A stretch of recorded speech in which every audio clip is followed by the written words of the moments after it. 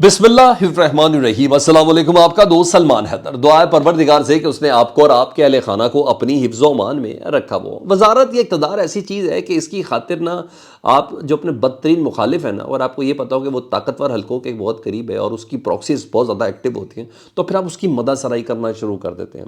ऐसा ही कुछ किया हनीफ अब्बासी साहब ने। उन्होंने एक अदद इंटरव्यू दिया और इंटरव्यू में उन्होंने अपने फ़ौजी मारे, अपनी ही पार्टी के फौजी मारे, अपने वज़ीर दिफा को उड़ा के रख दिया, उन्होंने जावेद लतीफ़ साहब को उड़ा के रख दिया, और उन्होंने एंड कर दी, मैं कहता हूँ एंड कर दी जनरल बाजवा साहब से मुतलिक, जो जिनसे मुतलिक वो ये कहते थे कि जनरल बाजवा ने मुझे सज़ाए मौत की चक्की में रखा था वो एफिड्रिन वाले केस में।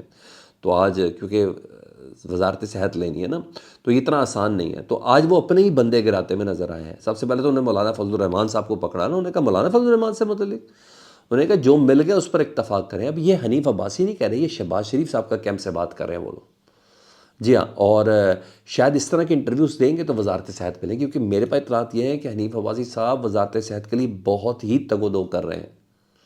एफोडीन वाला मसला याद रखिएगा, वो बहुत ज़्यादा उसकी तगोदो कर रहे हैं ताकि जिसकी एक्सपर्टी है इस पर वो काम कर सकें, और बहुत ज़्यादा हाथ पैर मारे जा रहे हैं। तो शहबाज शरीफ साहब की हिमायत करेंगे तो उनकी दाल गलेगी। तो तभी वो मौलाना साहब से मुतल्लिक़ कह रहे हैं कि मौलाना साहब को जो मिल गया उस पर इत्तफाक करें। ऐसा नहीं होगा कि वालिद ने हिस्सा देने का कहा, वालिद कौन है मुझे नहीं पता, आय हाय, यही साहब कहते थे ना मुन्ने के अब्बा, आज मौलाना साहब, आज उनको उनके साथी कह रहे हैं वालिद। जी हाँ, ऐसा नहीं हो सकता कि वालिद ने कहा है कि हिस्सा देंगे और वो नहीं मिला इसलिए मैं नहीं मानता। मौलाना आएंगे यानी धरने के हवाले से, कि मौलाना अगर वो धरना वरना देना तो आएंगे, तो हम उनको खाना वाना खिलाएंगे। वो पहले भी आए थे और चले गए थे, इमरान खान साहब के दौर की बात कर रहे हैं। और उन्होंने कहा अल्लाह ने गिराए तो हुकूमत किसी से नहीं गिरती, तमाम कुव्वतें एक पेज पर हैं। वाह, हाई कोर्ट उसको भी रख लिया उन्होंने साथ, और हम 5 साल पूरे करेंगे। असल बात उन्होंने की है जावेद, ये तो मौलाना साहब को रिस्पॉन्ड कर दिया ना, आप चेक करें इक़्तिदार क्या चीज़ है।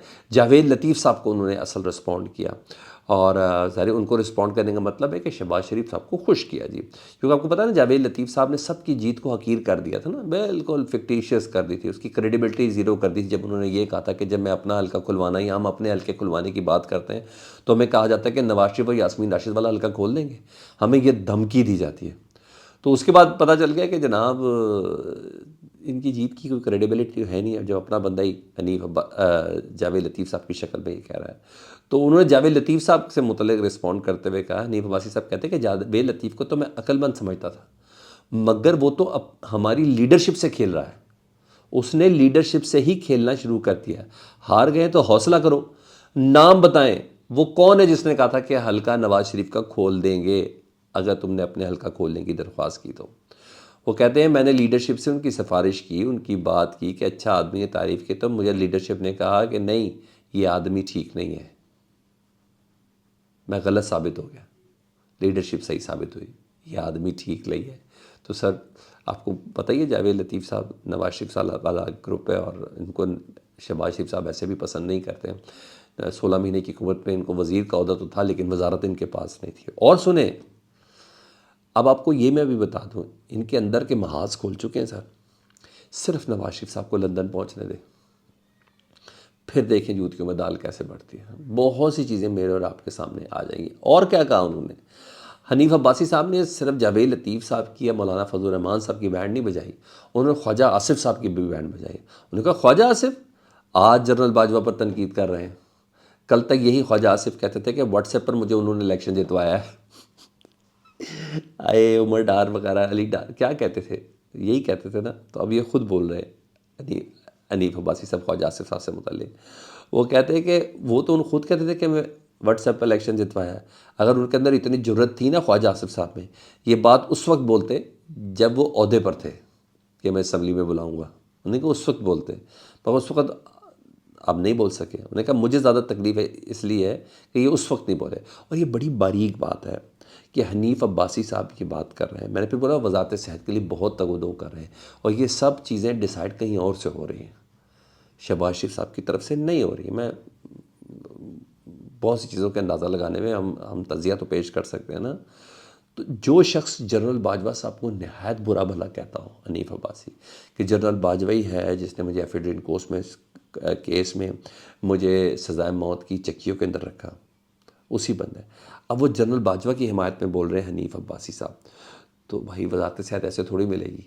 تو اب اور اس بات سے آپ نے اس بات کا بھی اندازہ لگانا ہے کہ آپ دیکھ لیں کتنی اسٹرانگ قسم کی پراکسیز ہیں جنرل باجوہ صاحب کی، یعنی کتنی زبردست قسم کی ڈیپتھ ہے ان کی اداروں میں۔ تو نون لیگ سے جب بھی کوئی جنرل باجوہ صاحب سے متعلق آواز بلند کرتا، جب بھی جاوید لطیف لے لیں، خواجہ آصف لے لیں، نواز شریف لے لیں، کوئی بھی آواز بلند کرتا ہے نا سر، اس کا جواب جنرل باجوہ نہیں دیتے، اس کا جواب نون لیگ کے اندر سے ہی آ جاتا ہے، یعنی ان کو کاؤنٹر اندر سے ہی کیا جاتا ہے، اور یعنی نون لیگ ہی اس کا جواب دے دیتی ہے ان کے حق میں اگر ایک بندہ مخالفت کر رہا ہے۔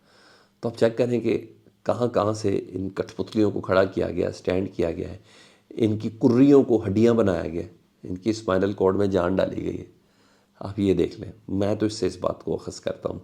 پنجاب اسمبلی میں سینٹ کے حوالے سے نا شیر افضل مروت صاحب نے کل ایک بڑی سویپنگ سٹیٹمنٹ دی تھی، امیچور سٹیٹمنٹ تھی، وقت سے پہلے کی سٹیٹمنٹ تھی، حالانکہ نہ ہی ان کے مخالفین نے یہ کہا تھا، لیکن بہرحال اس سٹیٹمنٹ کو بڑا سیریس لے لیا گیا۔ شیر افضل مروت نے ہارس ٹریڈنگ کی بات کی تھی کہ ہمارے 40 MPAs خرید لیے گئے ہیں سینٹ کے انتخاب کے لیے، تو ہمیں نون لیگ کا مشورہ مان لینا چاہیے تھا، یہ نہ ہو سینٹ کی نشست سے بھی ہاتھ دھونا پڑے، یہ شیر افضل مروت صاحب نے کہا تھا۔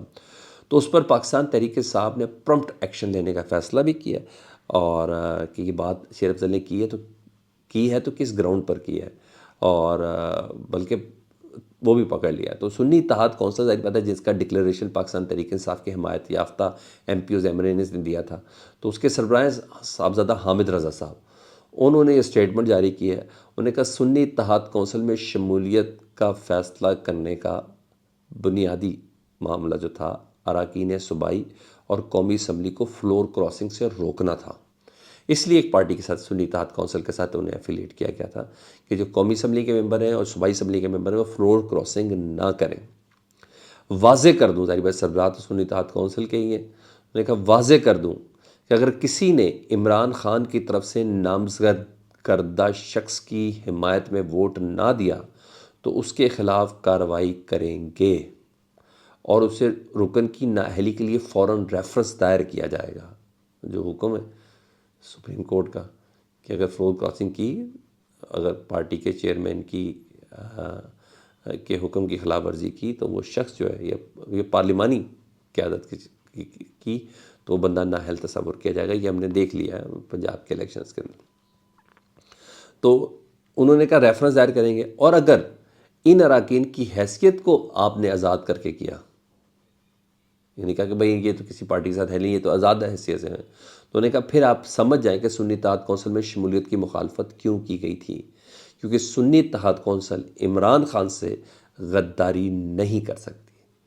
تو اصل خبر یہ ہے کہ سر ریفرنس ہوگا اگر فلور کراسنگ ہوگی۔ یہ جو شیر افضل مروت صاحب کی خبر ہے نا، اس پہ بڑا سیریسلی نوٹ کر لیا گیا۔ اچھا جی، آگے ایک اور خبر ہے، وہ ہے KPK اور وفاق میں نا ڈیڈ لاک ابھی تک برقرار ہے۔ آپ کو پتہ پچھلے دنوں شہباز شریف اور علی امین گنڈا پور صاحب کی ملاقات ہوئی تھی۔ علی امین گنڈا پور نے کہا بہت اچھے ماحول میں بات ہوئی، ہم نے جو مطالبات کہے پورے ہوئے۔ انہوں نے کہا چیف سیکرٹری کیا دیگر جو بھی افسر آپ اپنی مرضی سے لگائیں، آپ نے حکومت کرنی ہے، آپ چیف ایگزیکٹو آپ زیادہ بہتر طور پر جانتے ہیں، میری طرف سے کسی قسم کا کوئی اعتراض نہیں ہوگا۔ اب خبر یہ ہے کہ ڈیڈ لاک ہے جی، چیف سیکرٹری کی تعیناتی روک دی گئی ہے۔ 3 نام دیے تھے جس میں شہاب علی شاہ جو تھے بلوچستان میں پوسٹڈ تھے، ان کے لیے چیف سیکرٹری KPK کے لیے علی امین گنڈا پور صاحب نے ریکویسٹ کی تھی، جس کو مان لیا گیا تھا، لیکن اب ان کی سمری بھی روک دی گئی ہے۔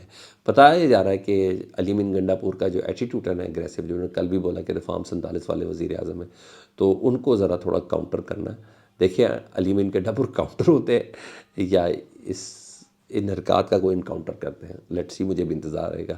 اپنا بہت زیادہ خیال رکھیں، فیڈ بیک سے متعلق آگاہ کریں۔ اللہم صلی علی محمد و آل محمد۔